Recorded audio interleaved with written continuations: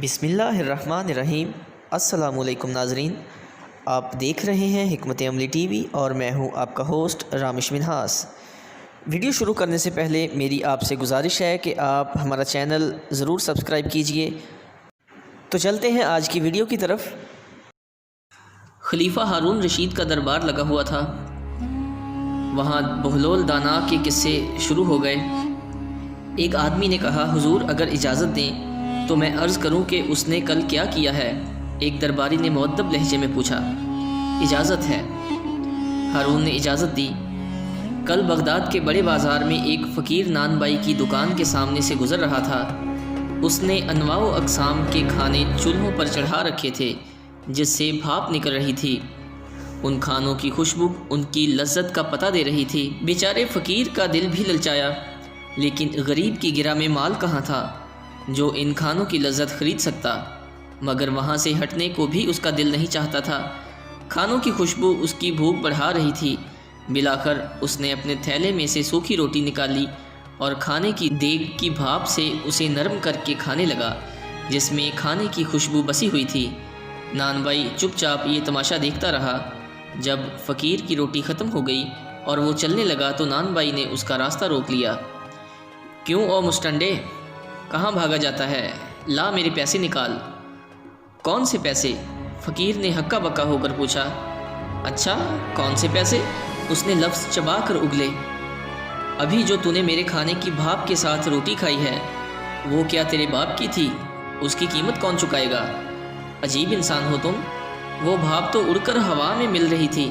اگر میں نے اس کے ساتھ روٹی کھا کر خود کو بہلانے کی کوشش کی ہے تو اس میں تیرا کیا چلا گیا ہے جس کی میں قیمت ادا کروں؟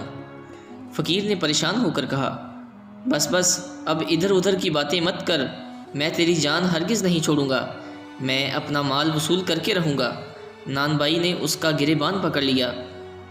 فقیر بیچارہ پریشان ہو گیا کہ اس ہٹے کٹے نان بائی سے کس طرح جان چھڑائے۔ ان کی تکرار بڑھتی جا رہی تھی کہ بہلول ادھر سے گزرا اور ان کے قریب رک کر ان کی باتیں سننے لگا۔ فقیر نے اپنا ہمدرد سمجھ کر ساری بات اسے سنائی تو وہ نان بائی سے بولا، بھائی یہ تو بتاؤ کہ کیا اس غریب آدمی نے تمہارا کھانا کھایا ہے؟ نہیں، کھانا تو نہیں کھایا، مگر میرے کھانے کی بھاپ سے فائدہ تو اٹھایا ہے۔ میں نے اسی کی قیمت مانگی ہے، لیکن اس کی سمجھ میں یہ بات ہی نہیں آتی۔ نان بائی نے بتایا۔ بالکل درست کہہ رہے ہو برادر، بالکل درست۔